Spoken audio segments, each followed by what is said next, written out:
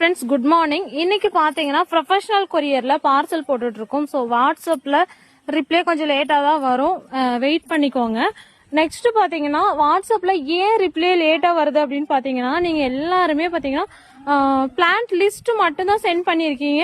Address அனுப்பிடுங்க. அப்படி நீங்க பிளான்ட் லிஸ்ட் மட்டும் அனுப்பியிருக்கீங்க அப்படின்னா மறுபடியும் நீங்க அட்ரஸ் அனுப்பி எம்எஸ்எஸ்ல வேணுமா ப்ரொஃபஷனல்ல வேணுமாங்கிற டீட்டெயில் சென்ட் பண்ணி விட்டுருங்க. ஒரே ரிப்ளைல உங்களுக்கு ஆர்டர் கன்ஃபார்ம் பண்ணிக்கலாம் நீங்க பேமெண்ட் பண்ணீங்க அப்படின்னா.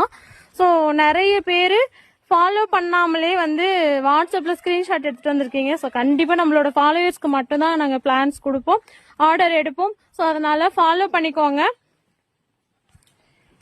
உங்க அட்ரஸ் அனுப்பிட்டு பிளான்ட் லிஸ்ட் அனுப்பிட்டு எந்த கொரியர்ல வேணுங்கிற டீட்டெயில்ஸ் கண்டிப்பா ஷேர் பண்ணிருங்க. உங்களுக்கு ஒரே ரிப்ளை இல்லை, ஆர்டர் கன்ஃபார்ம் பண்ணிக்கலாம். நெக்ஸ்ட் பாத்தீங்கன்னா எம்எஸ்எஸ் அப்படிங்கிறது மேட்டூர் பார்சல் சர்வீஸ். நீங்க போய் ஆபீஸ்ல கலெக்ட் பண்ணும்போது நீங்க கொரியர் சார்ஜ் பே பண்ணிக்கணும். பிளான்ட்டுக்கான சார்ஜும் பேக்கிங் சார்ஜ் மட்டும் எங்ககிட்ட பே பண்ணணும். ப்ரொஃபஷனல் கொரியர் அப்படிங்கிறது ஹோம் டெலிவரி, கொரியர் சார்ஜ் எங்ககிட்டயே பே பண்ற மாதிரி இருக்கும்.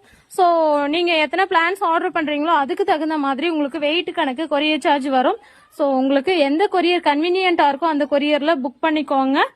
டீட்டெயில்ஸ் எல்லாமே வாட்ஸ்அப்ல யாராவது அட்ரஸ் அனுப்பாம பிளான்ட் லிஸ்ட் மட்டும் அனுப்பியிருக்கீங்கன்னா கண்டிப்பா அட்ரஸ் அனுப்பி எந்த கொரியர்ல வேணுங்கிற டீட்டெயில்ஸ் சென்ட் பண்ணி விட்டுருங்க. ரிப்ளை கொடுத்துறேன்.